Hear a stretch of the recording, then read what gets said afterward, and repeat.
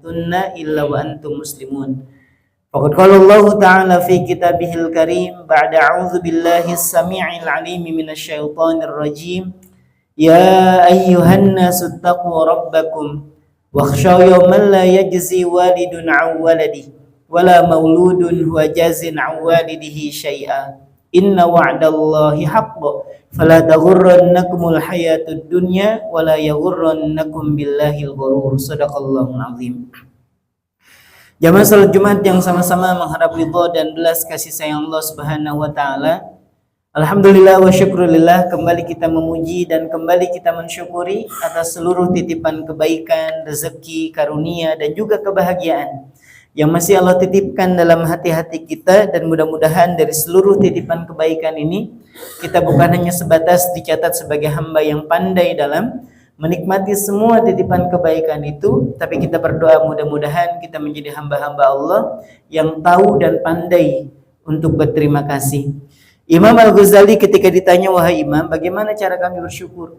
Maka beliau memberikan jawaban, engkau mempergunakan semua fasilitas kebaikan untuk bisa melakukan kebaikan. Kalau hari ini Allah masih menitipkan kepada kita kedua mata yang dengannya kita masih bisa melihat hal-hal yang baik, itu juga adalah wujud syukur kita kepada Allah. Kalau hari ini Allah masih menitipkan lisan yang dengannya kita bisa berbicara yang baik atau memilih diam supaya tidak mengeluarkan kata-kata yang kotor, kata-kata dusta, cacian dan semisalnya, itu juga adalah wujud syukur kita kepada Allah. Dan ketika Allah masih menitipkan nikmat kesempatan hidup dan kita gunakan untuk bisa melakukan kebaikan, itu juga adalah wujud syukur kita kepada Allah. Jamaah salat Jumat yang berbahagia, Allah Subhanahu wa taala tahu lelahnya kita dalam bekerja. Maka Allah Subhanahu wa taala sediakan satu waktu di mana kita bisa beristirahat.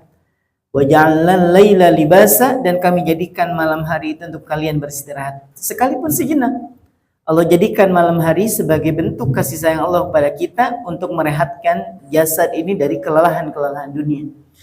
Dan Allah juga tahu betapa khawatirnya kita terhadap harta, terhadap masa depan. Maka Allah menyampaikan bahwa wa ma min dabbatin fil ardi illa 'alallahi rizquha. Tidak ada satu makhluk yang dia hidup di atas muka bumi ini kecuali aku tanggung rezekinya. Dan Allah juga tahu kekhawatiran kita terhadap masa depan anak-anak kita, bagaimana pendidikan mereka, bagaimana nanti kehidupan mereka, bahkan rezeki mereka. Maka Allah Subhanahu wa taala memberikan gambaran, wala taqtulu auladakum khasyata imlaq.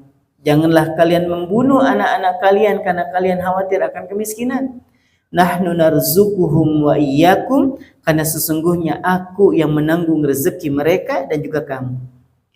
Dan dari sekian kegelisahan yang kita hadapi hari ini jamaah sekalian, yang tidak boleh kita tinggalkan, dan ini menjadi salah satu obat yang paling mujarab ketika hati kita dilanda dengan kegelisahan. Ala bidzikrillahi tatmainnul qulub. Ingat, hanya dengan mengingat Allah hati menjadi tenang. Hati dalam keadaan yang gelisah gundah gulana ketika dibawa ke tempat-tempat yang mungkin bagi sebagian orang itu menenangkan, kalau Allah tidak titipkan ketenangan itu dalam hati, maka tidak akan pernah kita temukan ketenangan itu. Kalau ada orang menyampaikan bahwa dengan bermaksiat hati menjadi tenang, itu adalah tipu daya. Karena tidak ada ketenangan yang didapat dari kemaksiatan. Dan kita orang beriman rasa-rasanya merasa gelisah ketika kita selesai melakukan keburukan. Atau punya kekhawatiran tersendiri, jangan-jangan ada yang melihat, jangan-jangan ada yang mengenal kita, dan seterusnya. Karena tidak ada ketenangan yang didapat dari kemaksiatan. Dan jamaah sekalian, dan begitu cintanya Allah Subhanahu wa taala kepada kita. Bahkan kalaupun ternyata kita ini melakukan banyak kebaikan, sesungguhnya kebaikan itu kembalinya untuk kita. Allah tidak membutuhkan sholatnya kita, Allah juga tidak butuh puasa kita, bahkan sedekah yang kita keluarkan setiap pekannya, bahkan itu juga Allah tidak butuh. Sebagaimana Allah menyampaikan dalam firman-Nya dalam hadis qudsi, Nabi SAW bersabda dan Allah berfirman. Allah berfirman dalam hadis qudsi ini, ya ibadi, wahai hamba-hambaku, kata Allah.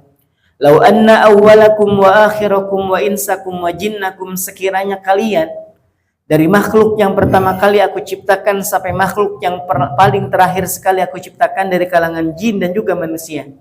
Kanu ala atqa qalbi rajuli wahidin minkum, semuanya menjadi hamba-hamba yang paling bertakwa. Semuanya. Dari kalangan jin